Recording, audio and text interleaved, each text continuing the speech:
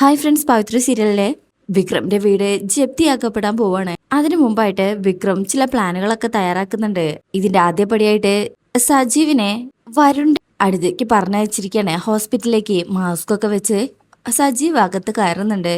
വരുണിന്റെ കൂടെ നിൽക്കുന്ന ഒരു ഗുണ്ടയും നല്ല ഉറക്കത്തിലാട്ടോ. അവരറിഞ്ഞിട്ടില്ല. ഇതേ സമയം തന്നെ MLA വീട്ടിലാണ്. MLA മകളുടെ ബർത്ത്ഡേ ആണല്ലോ. അവരത് ആഘോഷിക്കാനുള്ള തയ്യാറെടുപ്പിലാണ്. കേക്ക് കട്ട് ചെയ്യുന്നതിന് മുമ്പ് അമ്മ പറയും, നമുക്കൊന്ന് പൂജാ റൂമിൽ പോയി വിളക്ക് വെച്ച് പ്രാർത്ഥിക്കാം, അപ്പോഴേക്ക് 12 മണിയാകും എന്ന് പറഞ്ഞിട്ട് പൂജാ റൂമിൽ പോവാണേ. അങ്ങനെ ആ കുട്ടി വിളക്ക് കത്തിക്കാനായിട്ട് തീപ്പെട്ടി കത്തിക്കുന്ന സമയത്ത് കറക്റ്റ് കറണ്ട് പോവാണേ. അയ്യോ, വിളക്ക് കത്തിക്കുമ്പോ കറണ്ട് പോകുന്നത് അവശകുനല്ലേ? ഇത് കേൾക്കുന്നതും എനിക്ക് ദേഷ്യം വരും. എന്റെ ബർത്ത്ഡേ ആയിട്ട് ഇങ്ങനെ സംഭവിച്ചല്ലോ എന്ന് പറഞ്ഞ് ആ കുട്ടി അവിടുന്ന് ഇറങ്ങി പോവാണേ. സമാധാനിപ്പിക്കാൻ ശ്രമിക്കുന്നുണ്ടെങ്കിലും പറ്റുന്നില്ല. ശേഷം പിന്നീട് കാണിക്കുന്നത് അമ്മയും മോളും കൂടെ ഹോസ്പിറ്റലിലേക്ക് വരുണിന്റെ അടുത്തേക്ക് പോവാട്ടോ. MLA കൂടെ പോയിട്ടില്ല. പോകുന്ന വഴിയില് ഒരാളിങ്ങനെ റോഡിൽ കിടക്കുന്നുണ്ട്. ഇത് കാണുമ്പോ എന്താന്ന് പോയി നോക്കുന്നത് ഡ്രൈവറോട് പറയും. ഡ്രൈവർ എന്താണെന്ന് പോയി നോക്കാനായി കാറിന്ന് ഇറങ്ങി അടുത്ത് ചെല്ലുമ്പോഴേക്കും അയാൾ ചാടി എഴുന്നേൽക്കണേ. എന്നിട്ട് ഇയാളെ ഉപദ്രവിക്കും. ശേഷം കുറച്ച് ആൾക്കാർ വന്നിട്ട് മിനിയെ കാറിന്ന് തട്ടിക്കൊണ്ട് പോവാണ്. ഇത് കാണുമ്പോ ആ MLA ഭാര്യയ്ക്ക് എന്ത് ചെയ്യണമെന്നറിയില്ല.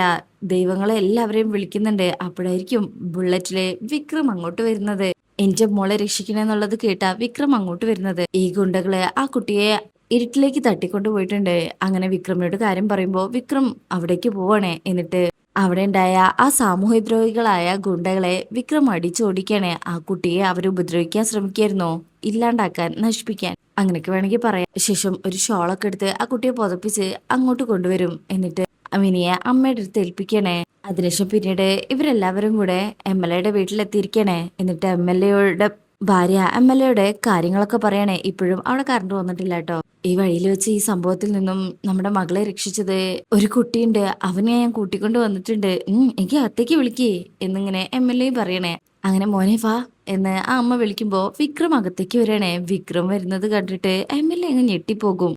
ഇവനെ എനിക്ക് മോനെ പോലെയാണ്. ഇവനൊരു പ്രശ്നമുണ്ട്, ആ പ്രശ്നം ഒന്ന് ശരിയാക്കി കൊടുക്കണം. ഇത് കേൾക്കുമ്പോ തന്നെ അയാൾ ഞെട്ടും. കാരണം അയാളാണല്ലോ ആ പ്രശ്നം ഉണ്ടാക്കിയത്. അത് വിക്രമിനും അറിയാം, അയാൾക്കും അറിയാം. അറിയാത്തവര് മാത്രം ഇവരുടെ മുന്നിൽ വെച്ച് ഒന്നും പറയാനും വയ്യ. MLA ഇങ്ങനെ വിക്രത്തെ നോക്കുക. ശേഷം പിന്നീട് കാണിക്കുന്നത് വിക്രത്തിന്റെ വീട് രാവിലെ തന്നെ ജപ്തി ചെയ്യാൻ വന്നിരിക്കുകയാണ്. ഇത് കാണുന്ന മാഷും വേദയും എല്ലാവരും ഞെട്ടും. നന്ദിനി മുറ്റടിച്ചു വരുന്ന സമയത്തായിരിക്കും JCB വരുന്നത്. JCB വരുന്നത് കാണുന്നതും നന്ദിനി ഒച്ചത്തിൽ നിലവിളിച്ച് എല്ലാവരെയും വിളിക്കണേ. ജപ്തി നടപടിയാണെന്ന് പിന്നെയാണ് മനസ്സിലാവുന്നത്. അങ്ങനെ JCB ഗേറ്റിന്റെ അവിടെ മാന്താൻ തുടങ്ങുമ്പോഴേക്കും മാഷും എല്ലാവരും അങ്ങോട്ട് പുറത്തേക്ക് ഓടി വരണേ. ഇത് ചെയ്യരുതെന്ന് പറയുമ്പോ ബാങ്കിലെ ഉദ്യോഗസ്ഥർ പറയും, ഇത് ഞങ്ങളുടെ ഡ്യൂട്ടിയാണ്, ഞങ്ങൾക്ക് ഇത് ചെയ്തേ പറ്റൂ, ഞങ്ങളുടെ ജോലി ചെയ്യാൻ അനുവദിക്കോ. അപ്പോഴേക്കും വേദ മുന്നിലേക്ക് കയറി എന്നിട്ട് പറയും, ഇത് ജോലിയല്ല, അതിക്രമമാണ് സർ, ഞങ്ങളുടെ ഡ്യൂട്ടി തടസ്സപ്പെടുത്താൻ ശ്രമിക്കരുത്.